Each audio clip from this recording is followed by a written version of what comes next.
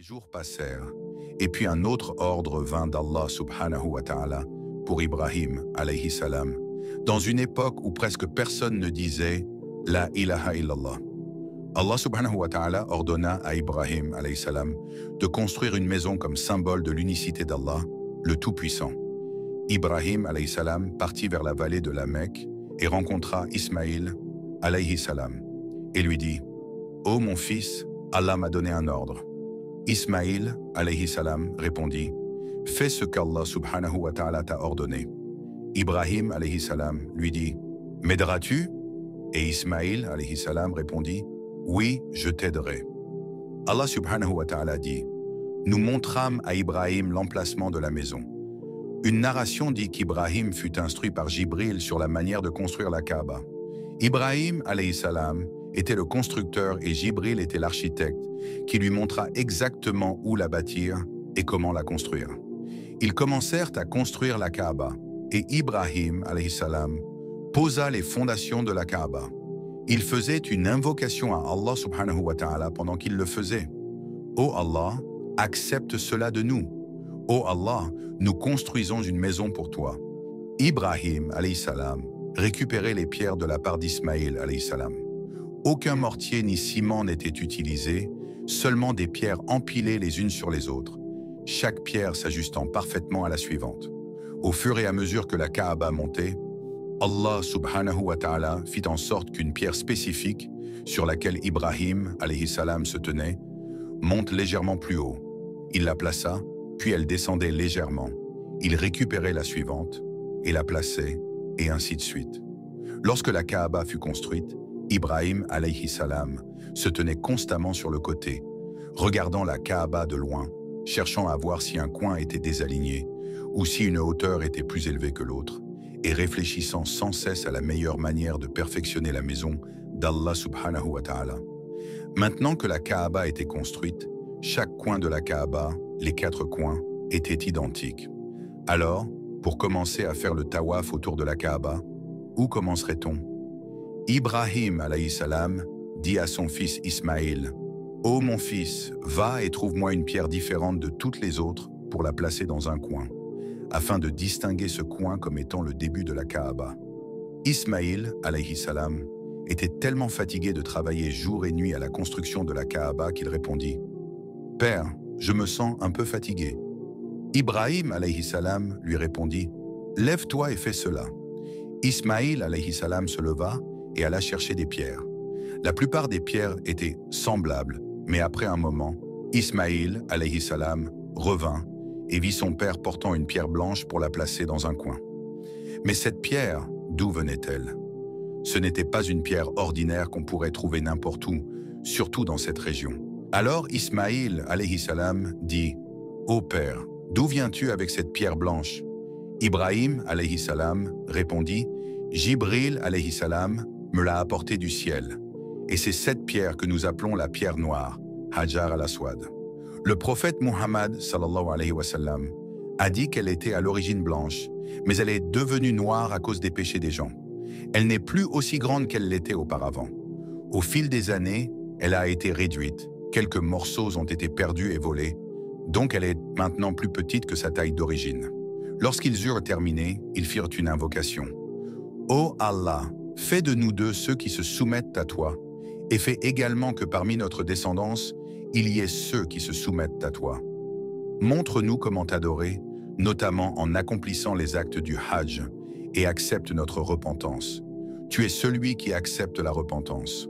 Ô Allah, envoie parmi eux un messager qui les appellera à ta religion et leur enseignera ton livre. » Allah subhanahu wa ta'ala accepta la doua d'Ibrahim, alayhi salam, et envoya Muhammad sallallahu alayhi wa sallam du peuple de la Mecque pour leur enseigner la religion d'Allah et le livre d'Allah.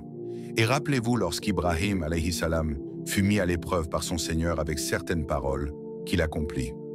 Allah subhanahu wa ta'ala dit « Je ferai de toi un leader pour les gens. » Il demanda « Et parmi ma descendance ?» Allah subhanahu wa ta'ala répondit « Mon alliance ne s'étend pas aux injustes. » Ibrahim alayhi salam dit alors « Ô Allah, fais de mes enfants et des enfants de mes enfants de grands leaders. » Allah subhanahu wa ta'ala répondit, « Je le ferai, je ferai d'eux des leaders, sauf pour les injustes, les méchants. » Et soudainement, la pierre sur laquelle Ibrahim, alayhi salam, se tenait se ramollit un instant, et son empreinte resta imprimée sur la pierre. Allah subhanahu wa ta'ala parle de cette empreinte dans le Coran. Là où se trouvent les pas d'Ibrahim, alayhi salam, littéralement les empreintes physiques de ses pas, vous devez accomplir la prière pour Allah à cet endroit. Afin de la préserver, elle a été recouverte pour la protéger de l'érosion, et un revêtement métallique a été placé dessus. Cet endroit est connu sous le nom de Maqam Ibrahim, l'empreinte d'Ibrahim, alayhi salam. Si vous regardez dans la boîte en verre, vous remarquerez deux empreintes de pieds. C'est l'empreinte des pieds d'Ibrahim, alayhi salam, et elle est toujours là aujourd'hui. Elle se trouvait à côté de la Kaaba. Umar ibn Khattab, radiallahu anhu, l'a déplacée légèrement en arrière. Et elle se trouve toujours à cet endroit aujourd'hui, bien qu'une fois, lorsqu'il y eut des inondations, elle se soit éloignée, mais les gens l'ont ramenée. Elle est toujours là, à ce jour. Ce sont des miracles, des signes d'Ibrahim, alayhi salam. Puis Allah dit, « Et nous avons ordonné à Ibrahim et à Ismaïl de purifier ma maison, la maison sacrée, pour ceux qui l'entourent, pour ceux qui se retirent, pour l'adoration et la prière, pour ceux qui se prosternent et ceux qui se soumettent en son sein. » Le prophète, sallallahu alayhi wa sallam, a dit que le haram, le sanctuaire de la Kaaba, ne sera jamais vide de gens jusqu'à la dernière heure. Il y aura toujours des gens dans ce lieu. Cela a toujours été et le sera jusqu'à la dernière heure. En effet, à l'époque du prophète, il y avait un compagnon qui faisait le tawaf autour de la Kaaba en nageant. Il y eut une inondation. L'inondation arriva, tout le monde partit, mais lui resta dans le sanctuaire. Il dit, « Par Allah, je ne partirai pas. » Et il fit son tawaf en nageant. Les non-musulmans nous voient de faire le hajj et le pèlerinage, mais ils ne savent pas ce que nous faisons. Nous reproduisons ce qu'Ibrahim alayhi salam a fait et ce que Muhammad sallallahu alayhi wa sallam a suivi, car il a reçu l'ordre de faire de même. Ainsi, non seulement il y a les traces physiques d'Ibrahim, mais même ces traces spirituelles sont celles que nous devons suivre de très près. Et Allah nous dit dans le Coran, « En vérité, la première maison établie pour les gens est celle de Baka. Baka est la Mecque, bénie et un guide pour les mondes. C'est la première maison à laquelle Allah subhanahu wa ta'ala a appelé les gens, les nations du monde, pour s'y rendre en obéissance à Allah. Et maintenant, la Kaaba a été construite. Alors Allah subhanahu wa ta'ala dit à Ibrahim alayhi salam, « La Kaaba est construite. Maintenant, appelle les gens à venir visiter la Kaaba. » Ibrahim regarda autour de lui, se demandant qui viendrait. Il n'y avait personne. Alors il dit, « Ô Allah, où ma voix va-t-elle atteindre ?» Allah subhanahu wa ta'ala répondit, « Ô Ibrahim, fais ton travail et ce que tu as été ordonné de faire, et laisse-nous le reste. Nous nous chargeons des résultats. » Ibrahim se leva et dit, « Ô gens du monde entier, Allah a construit une maison pour lui et il vous ordonne d'y venir pour accomplir le pèlerinage. Venez accomplir le pèlerinage. » Alors Allah fit en sorte que la voix d'Ibrahim atteigne partout. Jusqu'à ce jour, nous allons accomplir le pèlerinage en réponse à l'appel d'Ibrahim. Allah dit à Ibrahim, alayhi salam, « Et tu verras qu'ils viendront sur chaque chameau maigre, venant de chaque vallée et de très loin.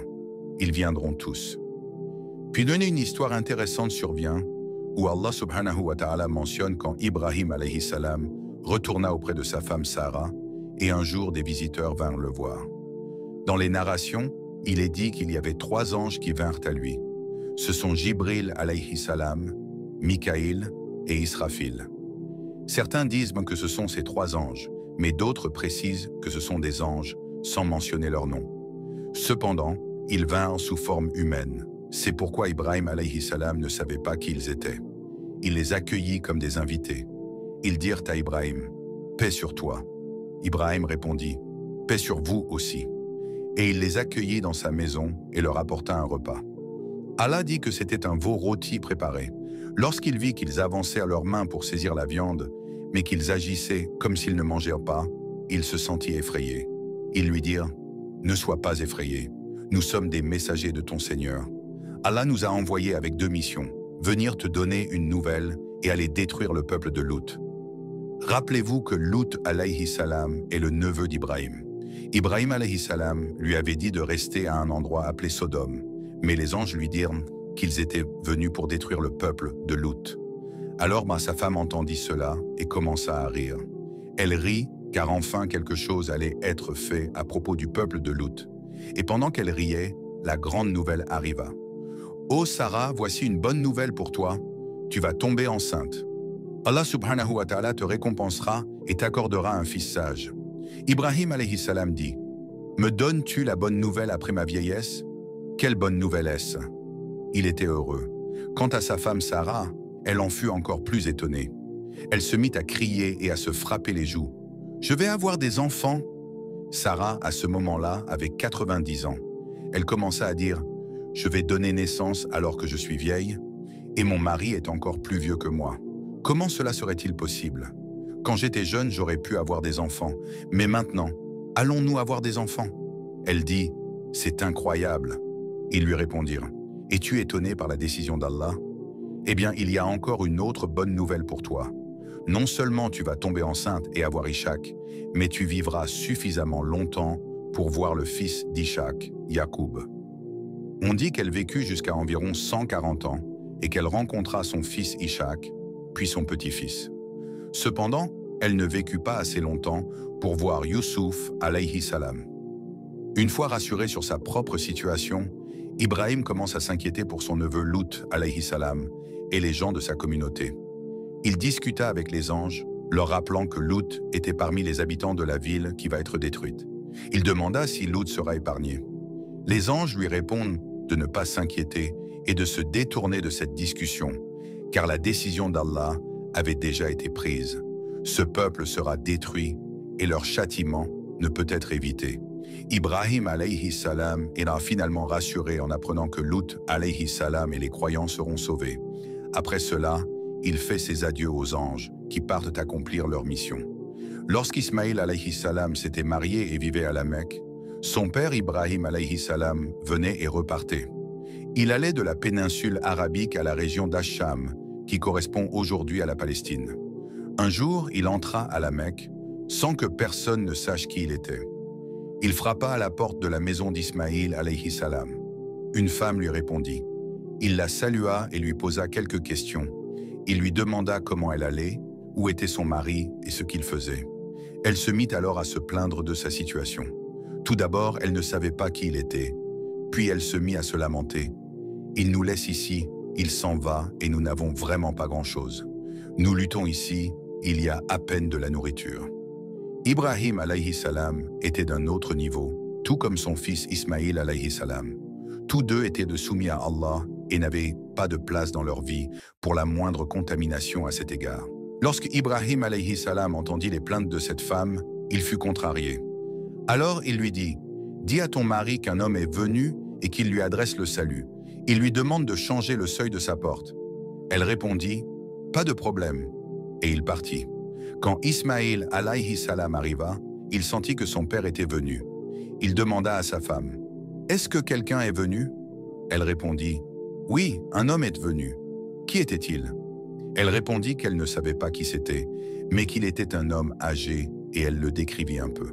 Le prophète Muhammad sallallahu alayhi wa sallam dit « Lorsque je suis monté au Miraj, j'ai vu les prophètes. » Il les décrivit un par un, jusqu'à ce qu'ils disent « J'ai vu Ibrahim alayhi salam.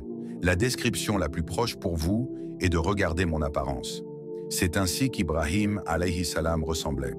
Il ressemblait au prophète Muhammad sallallahu alayhi wa sallam. Ils sont tous deux connus sous le nom de Khalilayn, les deux amis intimes d'Allah.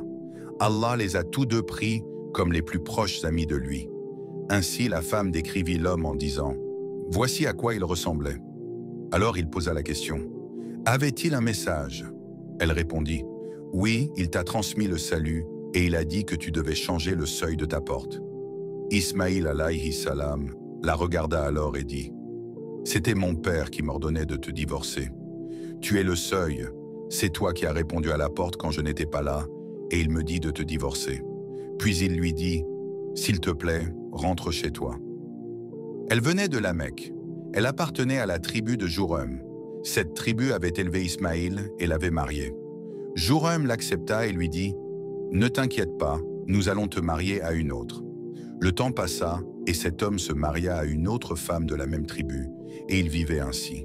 Après un certain temps, Ibrahim alayhi salam revint. Exactement la même chose se produisit. Il frappa à la porte s'ouvrit, et il demanda à cette femme, après l'avoir saluée, comment elle allait. Elle répondit « Alhamdulillah ». Elle ne parla pas trop avec lui. « Alhamdulillah, nous louons Allah en toutes circonstances. » C'est tout.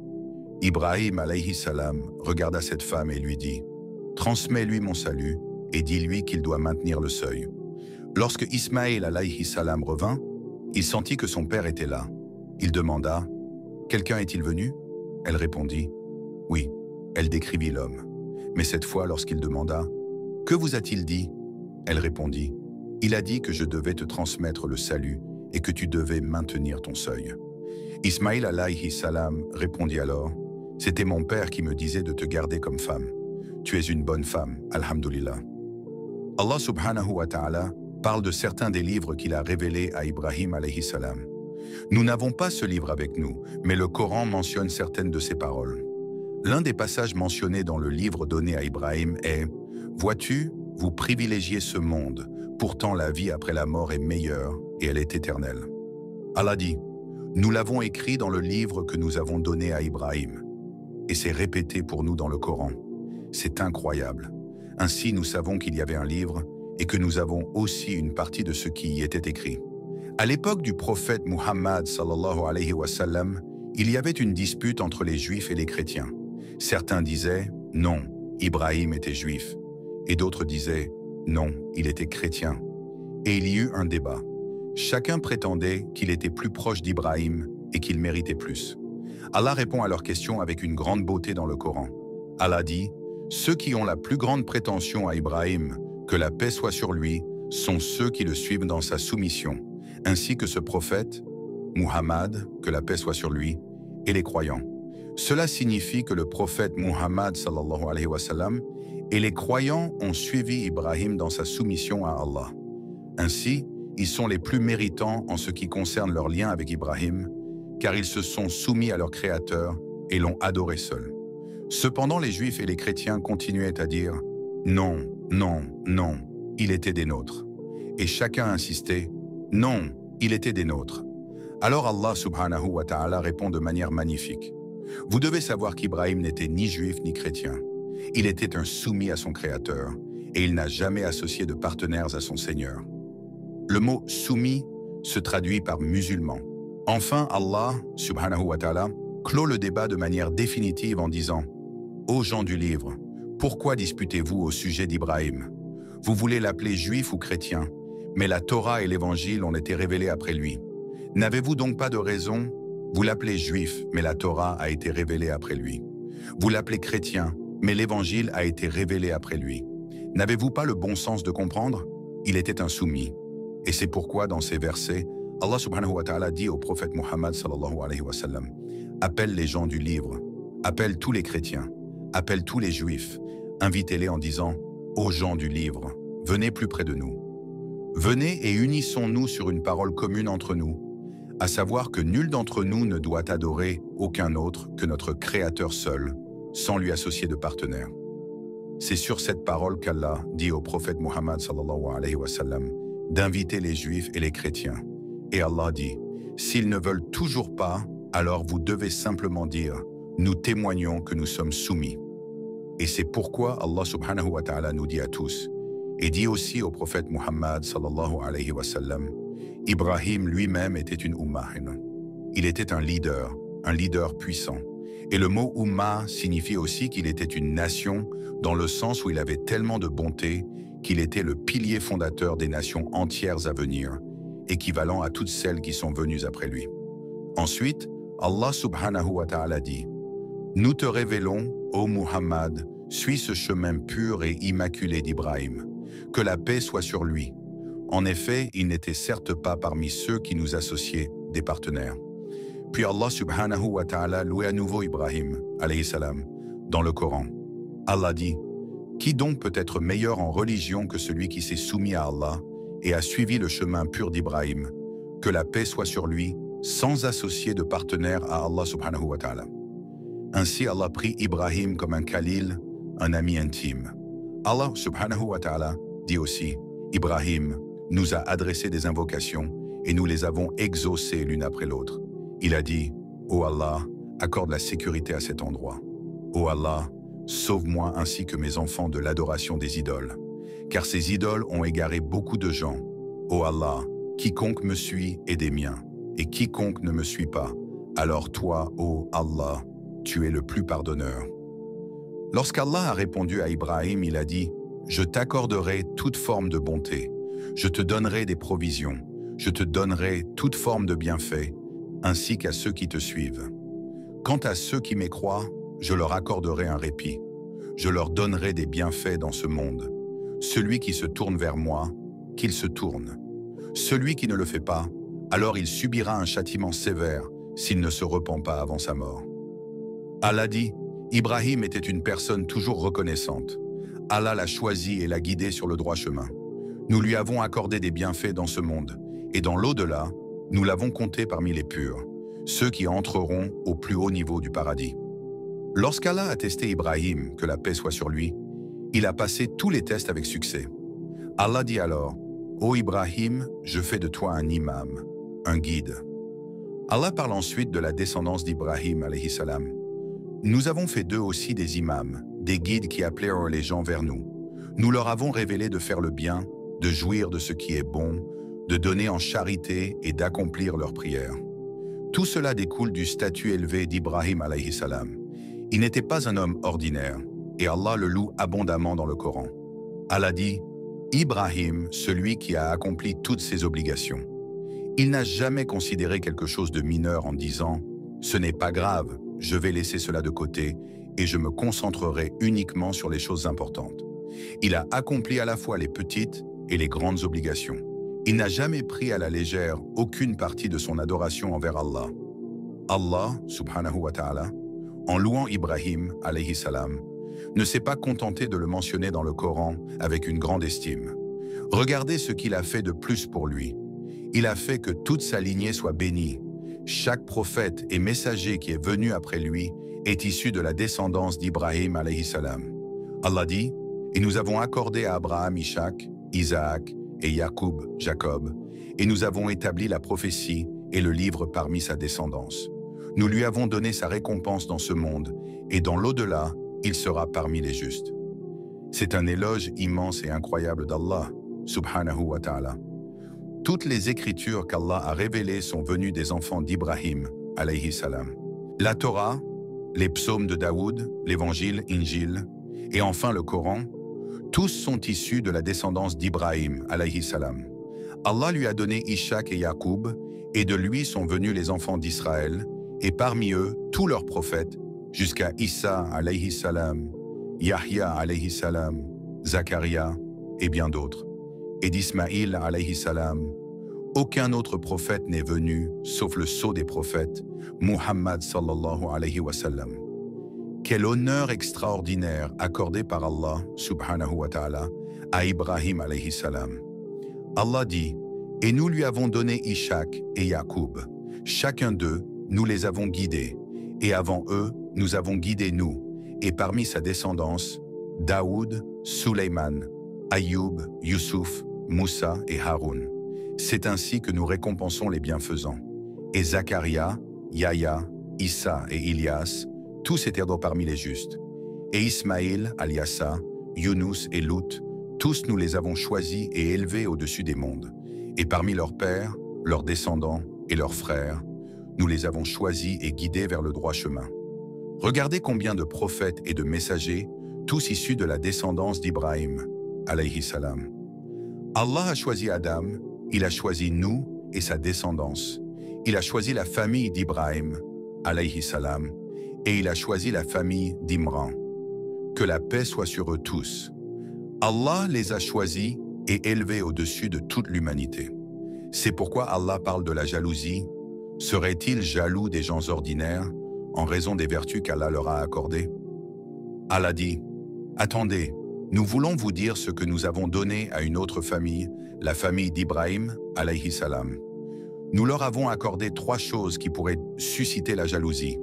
Nous leur avons donné Al-Kitab, les livres révélés, nous leur avons donné la Hikmah, la sagesse, et nous leur avons donné le chemin droit. Regardez Ibrahim alayhi salam, comment il parlait aux gens, comment il transmettait le message. Regardez le prophète Muhammad sallallahu alayhi wa sallam, issu de la famille d'Ibrahim alayhi salam, comment il a transmis le message.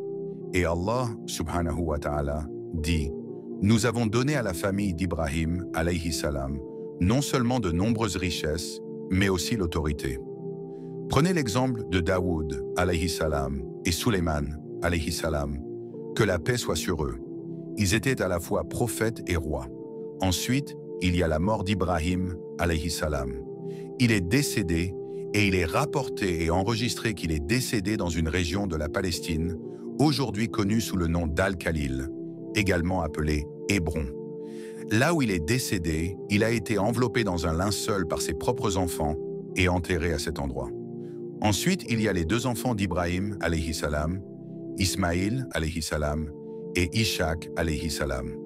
Le plus âgé est Ismaïl alayhi salam et le plus jeune est Ishaq alayhi salam. Peu de choses sont mentionnées dans le Coran à leur sujet, à part l'histoire d'Ismaïl alayhi salam, avant qu'il ne reçoive la prophétie d'Allah subhanahu wa ta'ala. Après cela, Allah mentionne très peu de qualités à son sujet. Allah dit, mentionne dans le livre le prophète Ismaïl, alayhi salam. Il était très fidèle à ses promesses. Il tenait toujours ses engagements et ses rendez-vous. Il a été envoyé comme prophète et a reçu des écritures. Il rappelait constamment à sa famille d'accomplir la prière, de se purifier et de donner en charité. Il était parmi ceux avec qui Allah était satisfait. C'est ce qui est mentionné à propos d'Ismaïl, alayhi salam. Quant à Ishaq, alayhi salam, Allah en parle lorsqu'il évoque le prophète Yaqub, alayhi salam, et le fait qu'il était le père de Yaqub. Qui donc est meilleur en religion que celui qui soumet son être à Allah, tout en étant bienfaisant et suivant la voie pure d'Ibrahim, alayhi salam, le monothéiste? Il n'a jamais adoré d'autre Dieu qu'Allah. Et Allah a choisi Ibrahim, alayhi salam, comme son ami intime.